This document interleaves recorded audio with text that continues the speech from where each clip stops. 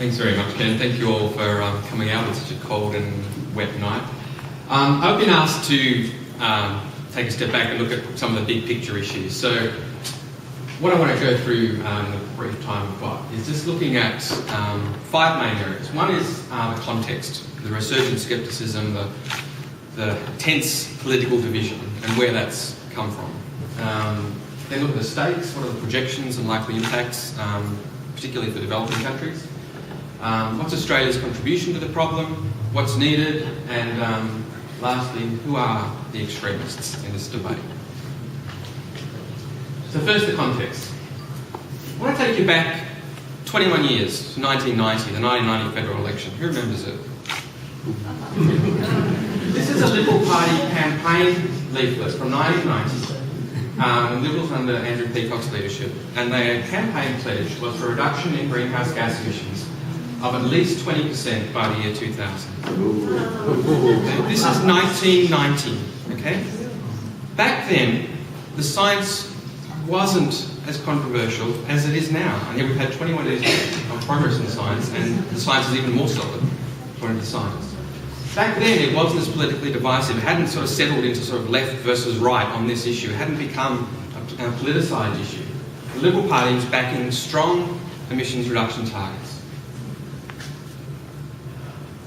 And Liberal leader John Hewson took the same policies in the 1993 election.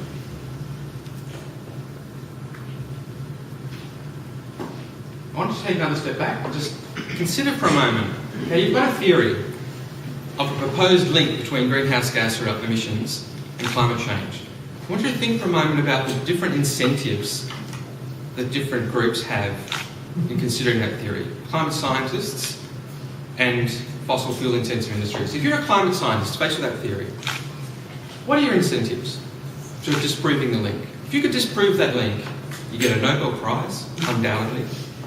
You get lasting fame, the thanks of a grateful world, and huge research grants. Okay, this picture is the Nobel Prize ceremony in Sweden. On the other hand, if you're a fossil fuel intensive industry, it's a threat, that theory, okay? At stake are hundreds of billions of dollars in future revenues, high asset values and stock prices, your ability to attract talented staff, and your brand reputation. Okay, so it's high stakes for fossil fuel intensive industries. So just think about for a moment the incentives of those different groups. And let's see what's happening. So we've got very strong incentives for climate scientists individually and as research teams to try to disprove this link, okay? Because that's like a ticket to a Nobel Prize in fame. We also have very strong incentives for fossil fuel intensive industries to try to disprove that link or to create doubt about that link. So what's happened since 1990 when there was bipartisan agreement that this was a critical issue? Well, since then we've had a very strong, industry-funded, well-documented campaign of disinformation on environmental issues generally and on climate change in particular. It's basically a rerun of the 60s and 70s campaigns on the link between tobacco, smoke and cancer. And actually some of the same individuals are involved. If you read Naomi Oreskes' book, Merchants of Doubt, she documents that and talks about some of those individuals. We've also had libertarian free market think tanks viewed climate science as carrying a threat of more government regulation. And so they sided with those denying the link between greenhouse gas emissions and climate change. Now I think that is an incredible strategic error if you're on the conservative libertarian side of politics, because you're basically setting political libertarianism against sound science. And liberty has never ever meant the total absence of regulation. Road rules. Our roads. Can you imagine driving out there tonight if there were no road rules? If we didn't have rules enforced, it would not be freedom. Okay? Not my idea of freedom anyway. We need consumer protection laws. We need contract enforcement, and so on and so on. To have well-functioning markets, you need a sound legal framework.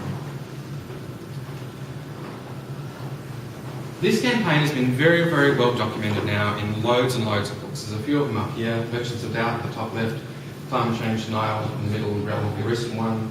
Longboard Deception documenting Beyond Longboard, Sarah's Climate Cover-Up, Scorcher, a whole bunch of them. This is all very well documented. There's paper trails, there's emails, this campaign of disinformation is well established and well documented. give you a couple of examples. This one's a classic. It's one of my favourites. It's from the Competitive Enterprise TV ad. The idea is, CO2 is natural. How can it be a pollutant? Okay? And the tagline is, you've got this little girl skipping through, blowing the dandelion petals off. The voiceover at the end of the ad says, carbon dioxide. They call it pollution. We call it life. It's hard to imagine a stupider or more cynical ad than this. It's basically giving the impression that if something's natural and it's in a small quantity, then how can it be a problem? Well, okay. Whether something's natural or not is completely irrelevant. It depends on the concentration and its effects on the system. So, manure is natural. Okay, so as a farmer, you want that on your field. That's good. You don't want to be neck deep in it. Okay? By that stage, it's a pollutant. Something that's small have a big effect. A trace thing have a big effect. Carbon dioxide's about 392 parts per million in the atmosphere, which is 0.0392%. People say, trace gas, how can that have an effect? Well, a trace drop of the nerve agent VX, less than 10 milligrams on your skin, will kill you stone dead. And that's 0.000014 of a 70 kilogram man's body weight. Okay, so the idea that something small can't have a significant effect is purest nonsense. But these libertarian think tanks put this stuff out because they just want to put a snow job over it. Speaking of which, another example, on rising sea levels, the Australian newspaper versus the CSIRO. Australian put out this, I think it was a front page headline in February 2010, Penny Wong signals doom for iconic beaches. Australia's most iconic beaches, including Bondi and those on the Sunshine Coast, could erode away or recede by hundreds of metres in the coming century, according to Climate Change Minister Penny Wong. But locals aren't so sure. Bondi beach veteran Lee Borman has swum the beach for more than 30 years and was adamant he had seen no change to the coastline. Nothing too drastic that indicates it's going to be changed in the future, said Mr. Borman, 53. Now, I'm sure Mr. Borman is a fine fellow, but what is going on here when a national newspaper puts, interviews some guy on Bondi Beach and contrasts, and then proceeded now to interview a prominent skeptic about it. And then you've got CSIRO putting out charts like this saying, we have a really serious problem with sea level rise and it deserves to be taken seriously. What is going on when we have this sort of situation? They hacked his phone. This is not isolated either. Tim Lambert, who runs a blog Deltoid, has a section of his site called The Australian War on Science, and it's up to about issue 63, I think, of dodgy articles they run. So what are the results of all this? What we've got now is the right wings of the Conservative parties and some media in Australia and the US have sided with those denying the link. That's the link to Tim Lambert's blog. Which means that the field of constructive engagement around solutions has been vacated to the centre and the left of politics. Now, I don't think that's helpful. I think we need all voices being constructive and trying to find a solution. Another consequence is that a time bomb of opposition to good science has been smuggled into conservative libertarian politics, which at some point I think will blow up in their faces. And that, I think, if some of you may well be conservative here, and I think that should be a very serious concern to you, that elements of your political movement have smuggled in opposition to science into your movement. Now too, though, we've got opposition to sound economics. Virtually all economists say that a market-based approach is the best way of dealing with this. And yet, we've got a case now, we've got the ALP trying to introduce market-based mechanisms, while the coalition is proposing heavily government-regulated, expensive, bureaucratic, direct action. It's a completely bizarre situation. And I think my personal view, and I should emphasise I'm speaking personally, I'm not speaking on behalf of World Vision or Monitor or anyone else. My personal view is that Conservatives are in the process of losing entire generations of supporters because of this. Just because someone's got a PhD in the area of science doesn't mean they're well qualified on the issue of climate science. When those who are well qualified on climate science are asked, do you believe that human activity is a significant contributing factor in changing global temperatures, 97% of those scientists say, yeah, it's a really serious problem.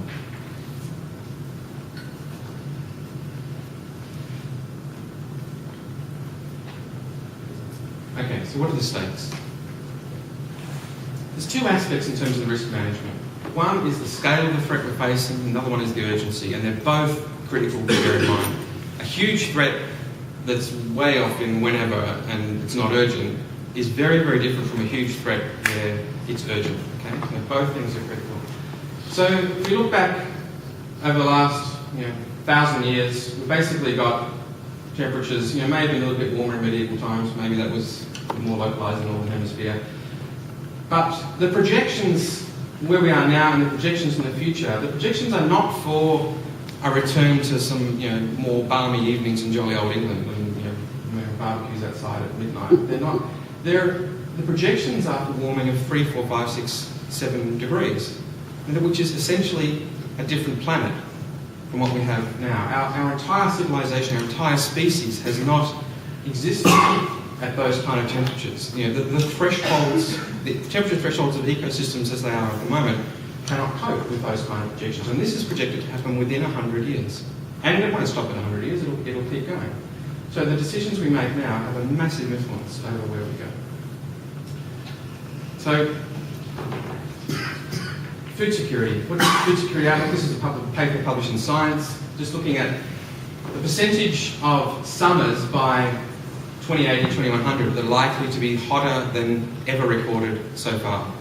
And if you look at all these big regions across the developing world and parts of North and South America and parts of Australia, they're basically saying that more than 90%, pretty much all your summers are going to be hotter than ever recorded so far. And there's huge implications for global food security and for Australia as well. Projections for Africa are for much more drying in the south and in the Sahel and in the north. A number of major mega cities vulnerable to sea level rise. In Asia, we have huge numbers of cities vulnerable to sea level rise, like Karachi, Mumbai, Chennai, Kolkata, Dhaka, Bangkok, Mekong Delta, the Red Delta, the Xinjiang Delta, Seoul, Tianjin, Tokyo, Manila, Jakarta. All these areas are very vulnerable to sea level rise. Huge implications for water security right across this nice peaceful region from Israel to Bangladesh. Massive implications. I was in a village in Bangladesh in April. This is just, these are incredibly resilient people. It's very, very humbling visiting them, just showing some of the ways they adapt to the floods that come there, like building mounds for the cattle, to feed. These cattle have to live there for weeks and weeks at a time. There's a banana tree raft. Women, they grab your pot, you grab your goat, you grab your mate, and you sit on the raft for however long it takes you to find land when the floods come. Growing salt water, flood-resistant vegetables, and so on and so on. So there's people are not passively accepting this in the developing world. They're trying to adapt. They're trying to prepare themselves. These people in Bangladesh, there's no way on God's earth that they will be able to cope with 1 or 2 metre sea level rises.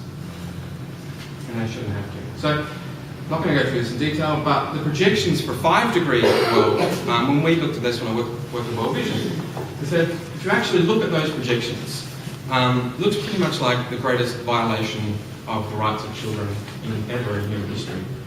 Looking at chronic droughts in the mid-latitudes, hundreds of millions with insufficient polluted or salty water, declines in cereal productivity, hundreds of millions experiencing coastal flooding each year, and so on and so on. And also the potential to trigger the irreversible melting of the Greenland and West Antarctic ice sheets, which are anywhere up to 7 and 5 metres sea level rise respectively. So that's bad. We don't want to go anywhere near that. Ross Garnaut, when he did his big review in 2008, finished off the review and his press conference with this quote: "On the balance of probabilities, the failure of our generation of climate change would lead to consequences that would haunt humanity until the end of time." Okay? This is not Bob Brown, this is not the Greens, this is not some bearded hippie. There's nothing wrong with bearded hippies, but it's not them. This is one of the country's most respected and sober economists after being immersed in this for 18 months, and that was his conclusion on the balance of the evidence. And I think he's right. Okay, so what's our contribution to the problem? We've already talked about how Australia has got one of the highest per capita emissions of any developed country, mostly because of our coal fired electricity, much more than the OECD average and much more than the world average. This I will mention. This is the most recent comparable data we've got from 2007. Australia is ranked 14th in the world in terms of our absolute emissions. You may think we're a small player, we're not.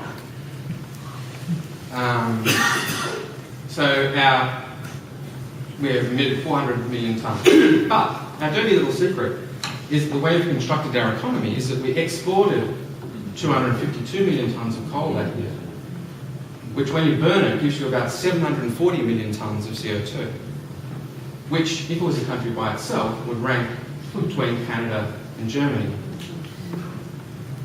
So our total contribution, if you like, both our domestic emissions and our exports, the way we make our money, is about 1,115 million tonnes, ranking is between Germany and Japan.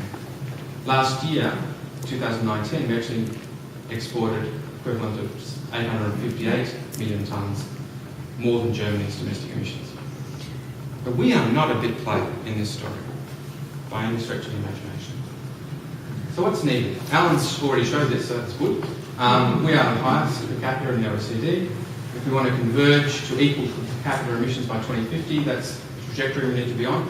And this, by the way, this trajectory only gives us about a 1 in 2 chance of staying under 2 degrees warming, which means we would probably lose the Arctic ice sheet anyway, if we get 2 degrees warming. Developing countries are not happy about this. See, China's is already above where they would have to go to.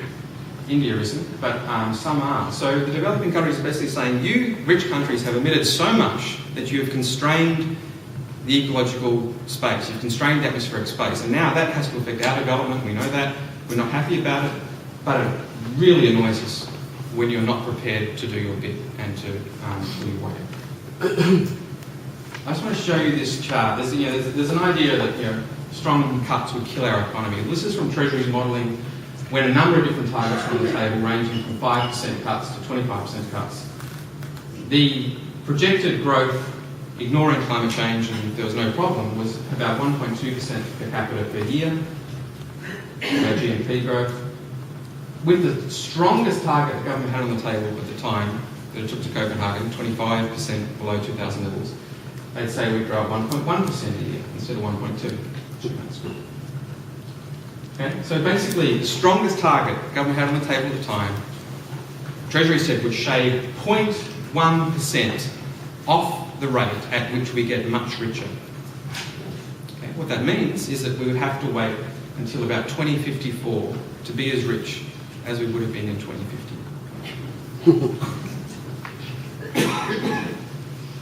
So given all that, who are the extremists in this debate? I think it's worth pausing to say you can't actually say whether a response is responsible and measured or reckless just by looking at the response. You've actually got to look at what it's responding to. Okay? You've got to look at the scale and the urgency of the threat that it's responding to. So say there was a threat of an invasion fleet sailing up Port Phillip Bay, like there was around 1900 when they built the guns on the heads because they were worried about the Russians. Would a failure to mobilise in response to that threat be considered measured and responsible? Or would it be considered reckless? Okay, it's not always the case that the slow, measured, gradual response is responsible. It can be reckless if there's an immediate threat. So who are the extremists? Okay?